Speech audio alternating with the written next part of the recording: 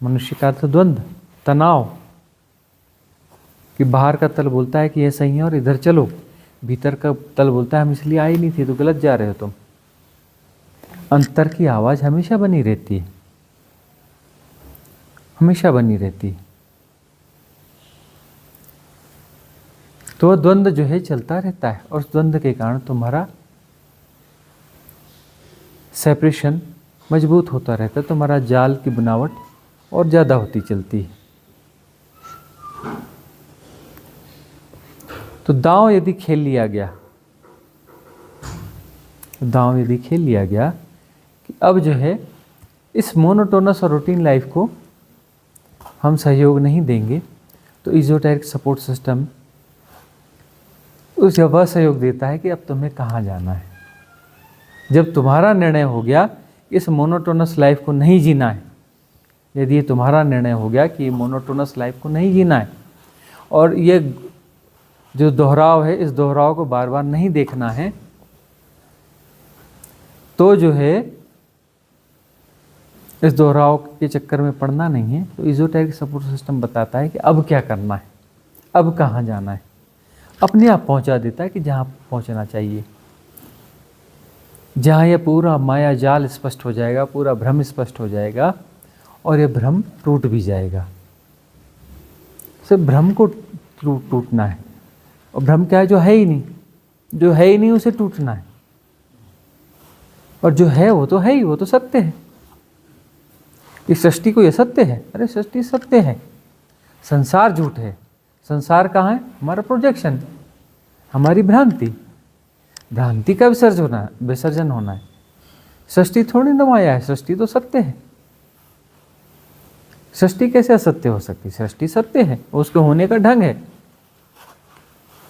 अरे उसके होने का ढंग है तो वो जो सत्य के होने का ढंग है तो वो भी सत्य ही है, असत्य कैसे हो जाएगी? सृष्टि सत्य है, तो जो कुछ है बिल्कुल परफेक्ट है। जो जैसा है सृष्टि में सब कुछ परफेक्ट है, कुछ भी इम्परफेक्ट नहीं है। इम्परफेक्ट ऐसा है कि तुम जो है उसको वैसा का वैसा नहीं जानना चाहते, वैसा का वैसा स्वीकार नहीं कर रहे हो, तुम उसको अपने हिसाब से मैनेज करना चाहते हो, मैनिपुलेट करना चाहते हो, और तुम अपने हिसाब से उसकी परिभाषा करते हो। यही एक भ्रांति है। ये भ्रांति को पहचान जाए कि ये भ्रांति है, भ्रांति को भ्रांति के रूप में पहचान लिया जाए तो भ्रांति विसर्जित हो जाती है। भ्रांति से लड़ना नहीं है, भ्रांति को कुश्ती लड़के पटकनी नहीं देना है, वही नहीं। उसको पटकनी देने जाओगे तो खुद पटकनी खा जाओगे, भ्रांति को पटकनी देने जाओगे तो। इसलिए कई लोग लड़ते हैं ना कि नहीं ऐसा नहीं वैसा नहीं, उल्टे सीधे तप करते हैं, यह करते हैं। क्या जरूरत है इन पागलपनों की? तुम उसे हराने चले हो जो है ही नहीं, जो छाया है। छाया को हरा सकते हो?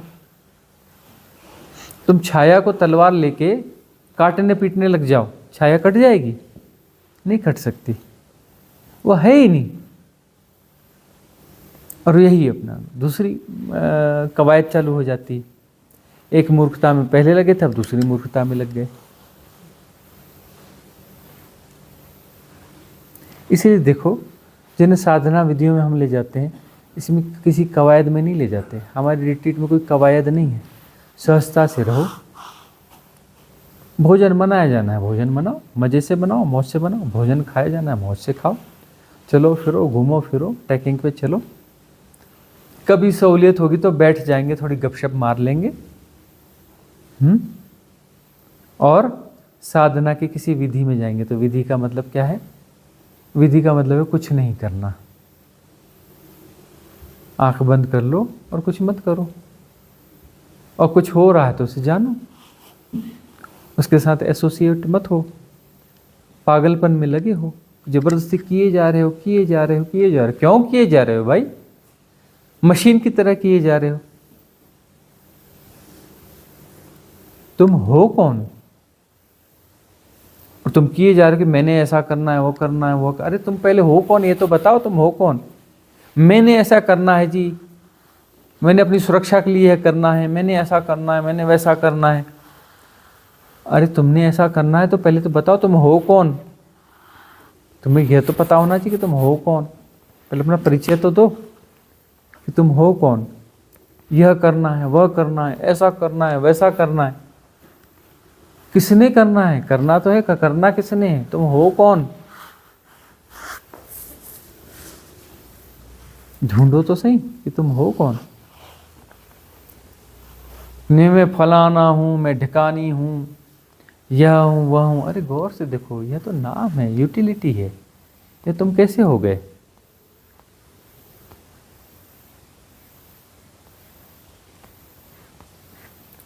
देखते नहीं कि मैं शरीर हूं, यह हूं, फलाना ढिकाना, या मेरी पद प्रतिष्ठा। अरे पद तो आते जाते रहते हैं, प्रतिष्ठा तो आती जाती रहती है। ये आने जाने वाली चीज़ तुम हो। यह शरीर जो है अभी है और फिर नहीं हो जाता है। देखते नहीं शरीर गिरते रहते हैं। ये तुम कैसे हो सकते हो? तुम्हारी परिभाषाएं क्या हैं? तुम्हारे जस्टिफिकेशन क्या है? पहले यह तो बताओ कि तुम हो कौन। तुम यह करना चाहते हो, वह करना चाहते हो, वह करना चाहते हो। अरे करना जो चाहते हो, मतलब करने वाला कौन है? यह तो पहले पता कर लो कि करने वाला है कौन। प्लानिंग बाद में बताना कि यह करना है, वह करना है, इसको मैनेज करना है, इसको संभालना है। हाँ, मुझे यह संभालना है, वह संभालना है, संबंध संभालना है। संबंध संभालने? किसको संभालने? पहले तुम्हारा तो पता चला, तब तो तुम्हारे संबंधों का पता करें। और संबंध किससे हैं? उससे परमानेंट है। अरे जिससे संबंध है, कोई उसका भी भरोसा नहीं है कल मिलेगा कि नहीं मिलेगा। आज तुम संबंध संभाल रहे हो, कल बोलेंगे नहीं वो तो चिता में है, धू धू करके जल रहा है। अरे तुम उससे संबंध बनाने चले थे ना, तो संबंध बनाने चले थे तो उसे मरने क्यों दिया? उसको भी बचाए रखना था ना अनंत काल तक। और तुम्हें भी बचाए रखना था संबंधों को। तुम्हारे संबंध किस काम के? तो बोले बड़े संबंधी है जी, हमारा बड़ा मित्र है जी, फलाना है जी। और वो दूसरे दिन पता चला कि वो धू धू करके जल रहा है चिता में।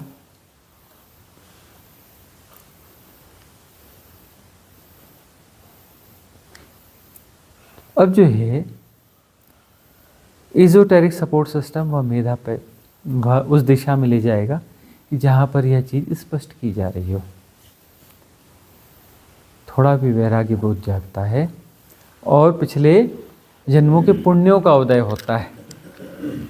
पिछले जन्म के पुण्यों का उदय होता है। पुण्य यानी पिछले जन्म में जो भी साधनाएं करी हैं, जिस संस्था में जियो, जहाँ जहाँ वननेस में जिए हो वह पुण्य है। पुण्य क्या है? जहाँ वननेस को जीते हो वहाँ पुण्य है, जहाँ सेपरेशन को जीते हो वहाँ पाप है। तो कभी कभी तुम पुण्य में जीते हो ना, मतलब कुछ दान धर्म कर लेते हो, किसी को भोजन करा देते हो, किसी को कुछ दे देते हो। वहाँ जो है ऐसा लगता है कि पराया नहीं है ना, वो पुण्य होता है। कहीं भी वननेस को जी रहे हो। तुम पैर रख रहे हो, देख रहे हो कि अरे एक पौधा या कीड़ा आ रहा है, हटा लेते हो पैर, वननेस को जी रहे हो ना। किसी तल पे वननेस को जी रहे हो, वहाँ पुण्य है। वननेस को जी रहे हो तो पुण्य है, सेपरेशन को जी रहे हो, पृथकता को जी रहे हो तो पाप है। तो जहाँ जहाँ तुमने वननेस को जिया है तो वह पुण्य होता है। इसलिए जो है ना नैतिक शिक्षा की तरह भी सिखा दिया जाता है। ऐसे है वह धार्मिक शिक्षा, और नैतिक शिक्षाएं तो बड़ी चित्र विचित्र हैं और मिक्स हो गई हैं उसमें।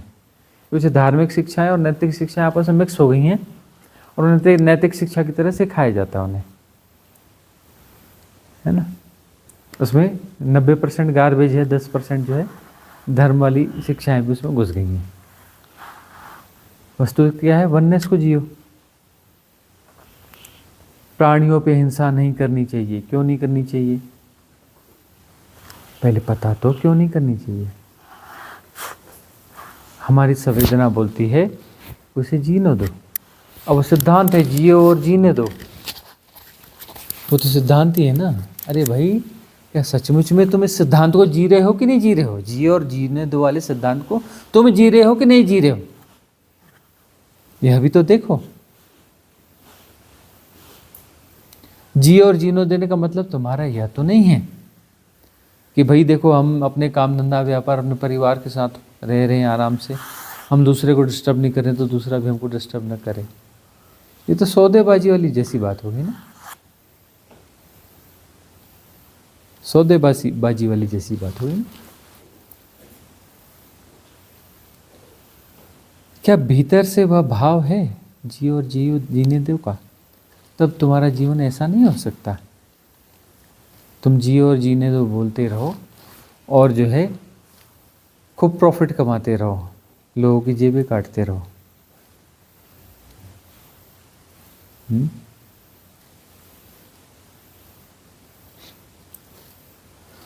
तो क्या सचमुच में तुम भीतर के तल पे वह जीते हो? तो पुण्य यही है। पुण्य क्या है? जिन क्षणों में तुम वननेस को जीते हो वह पुण्य है, और जिन क्षणों में तुम सेपरेशन को जीते हो वह पाप है। और उनका उसका उदय होता है, उन पुण्यों का उदय होता है। जब उन पुण्यों का उदय होता है तो फिर जो है वह ग्लिम्स आती हैं, फिर वह जैसे प्रकाश सा जल गया, चीज़ें स्पष्ट दिखती है ग्लिम्स में, जो जैसा है वैसा ही दिखता है। यानी संसार नहीं, सृष्टि दिखती है। सृष्टि बटी हुई नहीं है, सृष्टि एक ही है। सृष्टि में कोई द्वैत नहीं है, सारा द्वैत संसार का है। संसार हमारा प्रोजेक्शन है। प्रोजेक्शन एक भ्रांति है, प्रोजेक्शन का एक पागलपन है। हम लगातार प्रोजेक्ट करते हैं उसकी कंटिन्यूटी में। और धारणाएं क्या हैं? धारणाएं हैं कि कोई प्रोजेक्शन को संभाले रखना, वैसा ही प्रोजेक्शन होना चाहिए, या अपडेट भी होगा तो उसका अपडेट वर्जन होगा, वो उसमें सेपरेशन और स्ट्रांग होके उभरेगा।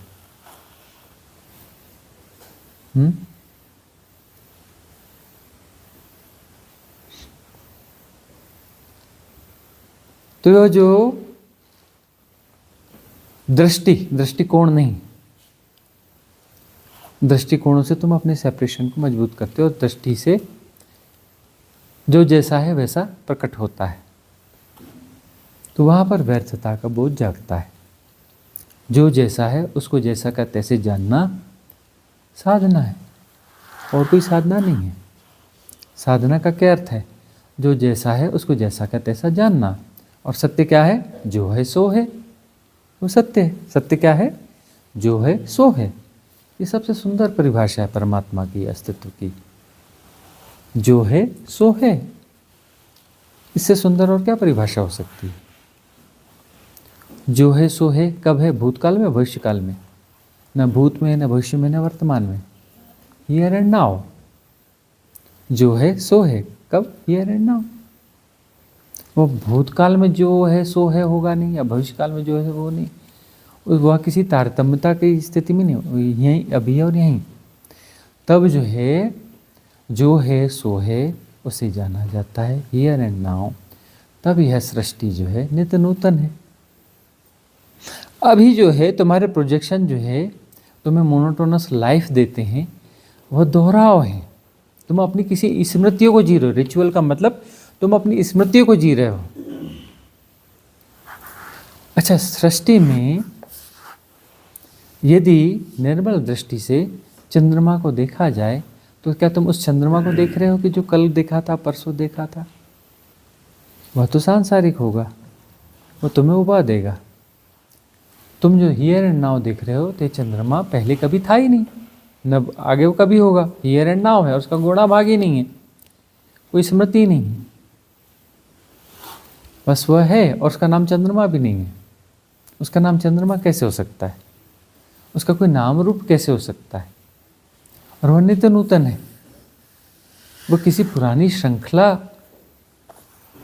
का परिणाम नहीं है। वह हियर एंड नाउ, अभी और यहीं जैसा है। उसका कोई नाम रूप नहीं है। तब वह क्या है? तब वह सत्य है, तब वह परमात्मा है। जो है सो है। जो है सो है का मतलब सृष्टि है ही नहीं, परमात्मा है। और जो जैसा है वो उसके होने का ढंग है। द्वैत है कहाँ? दूसरा है कहाँ, दूसरा बना कहाँ, दूसरा हुआ कहाँ, दो तो हुए ही नहीं, और तुम जो है दो को जी रहे हो। द्वैत तो कभी बना ही नहीं हो, तुम द्वैत को जी रहे हो। कितने मजे की बात है। द्वैत तो कभी हुआ ही नहीं और तुम द्वैत को जी रहे हो। दो कभी हुआ ही नहीं और तुम दो को जी रहे हो। एक ही है, वैसा ही है, जैसा था वैसा ही है, जो है सो है, लेकिन तुम उससे कुछ और तरीके से जी रहे हो, तुम द्वैत को जी रहे हो। तो इस प्रकार के कुछ आंतरिक प्रश्न भीतर उठते हैं, तब वैराग्य बोध जागता है, और वैराग्य बोध जागता है तो इजोटेरिक सपोर्ट सिस्टम जो है तुम्हें उंगली पकड़ के ले आता है उस जगह जहाँ तुम्हें होना चाहिए। जहाँ तुम्हें होना चाहिए वहाँ तुम्हें ले आता है। कॉस्मिक डिवाइन सपोर्ट सिस्टम सहयोग करता है, क्योंकि पात्रता का विकास हो गया। पात्रता क्या है कि ये मोनोटोनस लाइफ की व्यर्थता पता चल रही है, और ये सिस्टम्स के आग्रह यह दिखते हैं कि ये फसावल है, जाल है, ये भ्रम है। जो फसावट है वो भ्रम की फसावट है। भ्रम के टूटते ही हम मुक्त हो जाते हैं। क्यों मुक्त हो जाते हैं? क्योंकि फंसे तो थे ही नहीं, इसीलिए मुक्त हो जाते हैं। अब यदि फंसे थे तो मुक्त होने का तो कोई रास्ता ही नहीं, कैसे मुक्त होगे? यदि द्वैत है तो अद्वैत घट ही नहीं सकता। जो द्वैत है वो भी सत्य है, फिर वो सत्य ही होगा, फिर कभी अद्वैत हो नहीं सकता। द्वैत एक भ्रांति हो सकती है, फसावट भी भ्रांति हो सकती है। तो भ्रांति का विसर्जन, भ्रांति के विसर्जन को कहते हैं मुक्ति। भ्रांति का विसर्जन को कहते हैं मुक्ति। अलग से कोई मुक्ति नहीं है। मुक्त तो तुम हो ही ना, इसलिए तो मुक्त हो पाते हो। यदि तुम मुक्त ना हुए होते, नहीं होते तो तुम मुक्त हो ही नहीं सकते थे। तुम सदा से मुक्त हो, इसलिए तुम मुक्त हो पाते हो। सिर्फ भ्रांति के विसर्जन की बात है। मुक्ति तुम्हारा स्वभाव है। फिर भ्रांति क्या है? भ्रांति लीला है। क्यों है? क्योंकि होनी चाहिए, इसलिए है। खेल का हिस्सा है। खेल चलेगा कैसे भाई? खेल का हिस्सा है, इसलिए भ्रांति है। भ्रांति गलत है, कैसे गलत हो सकती है? सही गलत कैसे हो सकती है? भ्रांति भी गलत नहीं है, लीला का हिस्सा है। तो छटपटाहट क्यों हो रही है भाई? खेल खत्म हो गया है ना, अब अगला खेल चालू होगा। भाई खेल पूरा हो गया, अगले खिलाड़ी को मौका दो ना, बाहर हो जाओ ना। ग्राउंड घेर के बैठे हो जब से, दूसरे भी प्लेयर खड़े हैं भाई, हाँ, उनके लिए जगह छोड़ो। तुम खेल से बाहर हो जाओ। तुम जैसे ही खेल से बाहर होगे तो जो दूसरे प्लेयर हैं उनके लिए तुम प्रेरणा स्रोत बन जाओगे कि देखो इसने खेला, ठीक से खेला और खेल के बाहर हो गया, तो तुम दूसरों के लिए प्रेरणा स्रोत हो जाओगे। और खेल पूरा हो गया है, इसलिए तो छटपटाहट है। जिनका खेल पूरा नहीं हुआ उनके अंदर कोई छटपटाहट नहीं है, तो उन्हें जबरदस्ती प्रेरित करने की जरूरत ही नहीं है। वो अपने तल को मजे से जी रहे हैं, जीने दो उनको। जबरदस्ती किसी को धार्मिक नहीं बनाना, जबरदस्ती किसी को साधक नहीं बनाना, जबरदस्ती किसी को साधना का उपदेश नहीं देना। जबरदस्ती देने वाली चीज नहीं है। वह अपने खेल को खेल रहा है, उसके खेलने का समय है, खेल रहा है। जब खेलने का उसका समय पूरा हो जाएगा तो अब उसके भीतर छटपटाहट पैदा होगी और वह चला आएगा मैरीलैंड अमेरिका से हिमाचल प्रदेश के इस जंगल में, क्योंकि उसका खेल का समय पूरा हो गया। रेफरी की सीटी सुनाई पड़ेगी, हो गया खेल खत्म, चलो बाहर। एक था झापड़ मारेगा, अरे खेल था, तुम गंभीरता से खेल रहे थे क्या? खेल को खेल की तरह लो, गंभीर होने की जरूरत क्या है? तो एक झापड़ पड़ेगी और होश आ जाएगा, अरे, और तुम एक ठाका मार के हंसोगे और खेल पूरा हो जाएगा, है ना। अभी गंभीर हो, गंभीरता जैसी विसर्जित होगी तुम ठाका मार के हंसोगे, और जिस दिन तुम ठाका मार के हंसोगे हमारी आशीष तुम्हारे साथ हो जाएगी।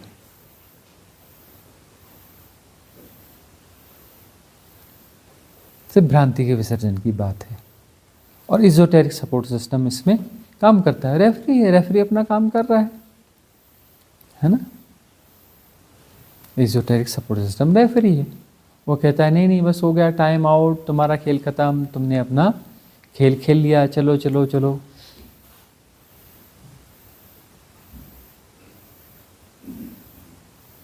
इतनी सी बात है।